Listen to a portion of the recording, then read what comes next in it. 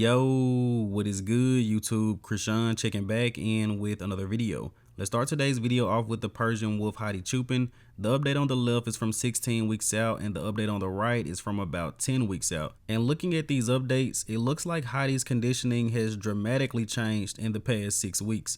But going into this year's Olympia, excitement is very high. Prior to the Arnold Classic Ohio this year, a lot of people were assuming that Hadi Choopan could not make improvements until he proved them wrong in Ohio.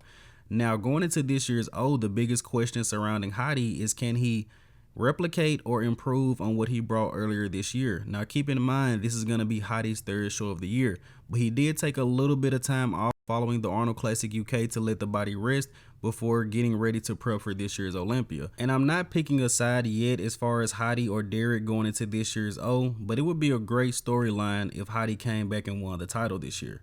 Now, next up, let's talk about former Mr. Olympia Brandon Curry, who recently posted up some training updates.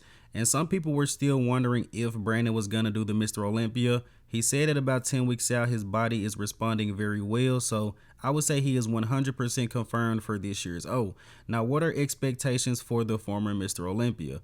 Without a doubt, Brandon Curry will be within the top 10. Outside of saying that Curry is going to be in the top 10, I can't really make any other predictions. And it's not because Brandon Curry isn't a great bodybuilder, but I'm very, very high on the new crop of guys we have coming in. Martin Fitzwater, Rafa Brandao. I think those guys are going to do very, very well this year. But let me know in the comment section below, what are your expectations for the former Mr. Olympia Brandon Curry? And I know I have a few Brandon Curry fans that are my subscribers that may be outraged by me saying this, but I'll be honest with you guys. Looking back at Brandon's competition history, I don't think we've seen a great version of Brandon since the 2021 Mr. Olympia. And by the time we get to this year's Olympia, that will be 3 years ago. I don't think we've seen a great version of Brandon since 2021, despite him winning the 2022 Arnold Classic over William Bonac, but that's an entirely different argument. But again, expectations for the former Mr. Olympia. And in the next update of the day, we have a recent update from Hunter Labrada, who should be about 4 weeks out from the Italy Pro. And as we know, he will be going up against Rubiel Mascara, also known as Nexzilla. On paper, Hunter should definitely walk out with the win, but looking at physique updates, some people may think it's going to be a battle between him and Rubiel. But I really want to highlight the improvements that Hunter Labrada has made from the back. And I truly don't think that Hunter has a bad back, he just doesn't have very low lats. Hunter has higher lats, but he does have a lot of detail and density throughout the upper back. Definitely a lot better than the last 2 years, but I'm looking forward to seeing him in 4 weeks. Now, next up, one of the guys I'm looking forward to seeing the most this year's Mr. Olympia is Martin Fitzwater. Now, this is 9.5 weeks out from the O, he's 254, and 9.5 weeks out from the Detroit Pro, he was about 248. So that is about a 6-pound gain, and hopefully Martin is a little bit bigger at this year's Olympia. It will definitely help. But this guy has a crazy back. He has the structure of a Hadi or a Derek. Not saying he's going to win, but he's very comparable with those guys.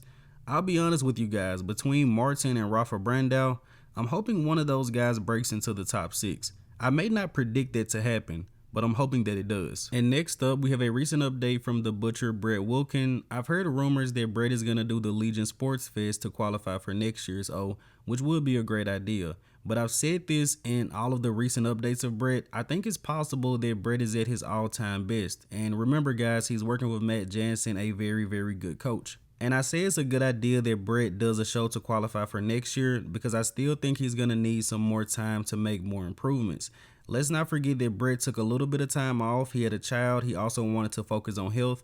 But even though Brett took some time off, the other guys in the sport were still working very, very hard. And as we all know, men's open bodybuilding is extremely competitive right now. Even placing top 10 is a huge win. And in the next update of the day, we have a recent update from the winner of this year's Toronto Pro, Akim Williams, at about 10 weeks out from this year's Olympia.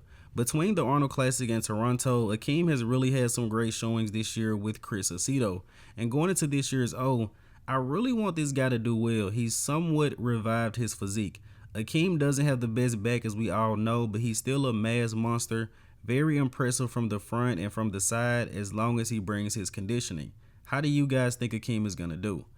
Now, I did want to briefly talk about the competitors list for this weekend's Texas Pro.